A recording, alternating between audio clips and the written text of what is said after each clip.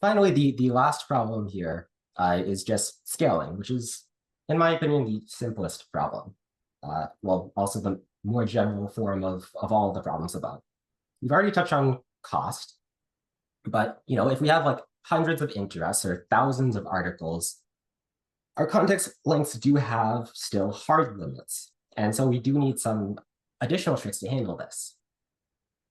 One of these tricks is compaction. We won't go into the implementation of that here, as it's quite complicated to do well, and FastAgent hasn't added utilities for it yet. But I'm just going to show a quick example from another framework just to demonstrate what that is.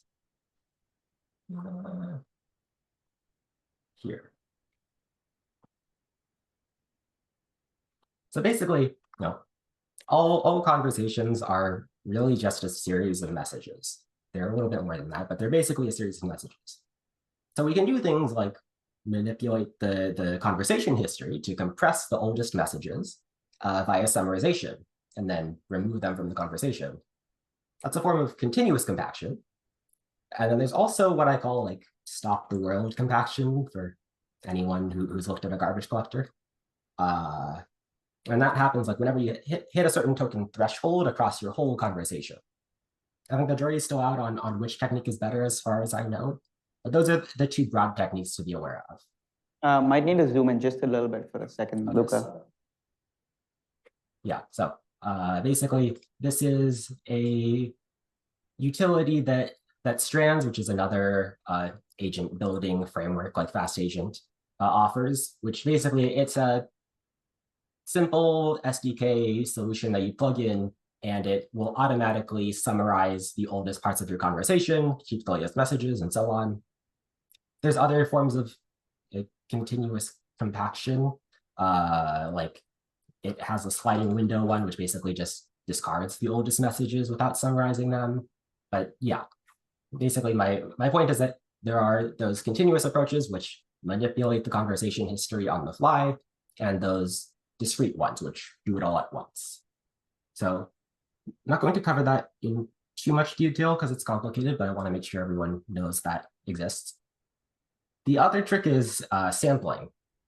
That was supposed to be covered in session 2, and we use it a bit here, but I'll cover it properly at the end where we can actually see it being used. That's basically saying, okay, I'm going to use a clean LLM to summarize a little bit of information for my main one. I'll show that later. Our solution to this is actually a little bit different. Basically, agent specialization. After the session 2 full code, we'll have been already doing sampling. But there's another solution that achieves a lot of the same goals. And that's the real focus of the session, which is domain-specific agents. Pardon my scribble. Basically, this is what the use agent is today. It's one big blob, and it's doing basically research, it's finding stories, it's doing newspaper generation, and it's editorializing, and it's also doing personalization. Looking at this, I think personalization is kind of like a distinct standalone concept here. So it turns out we can actually pull this out to a new agent.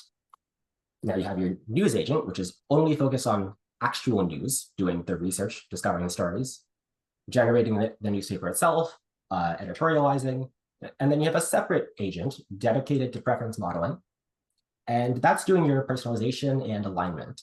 And the news agent is going to talk to the preference agent every now and then, just to make sure that like everything is aligned with your preferences. So that's what we're going to build today.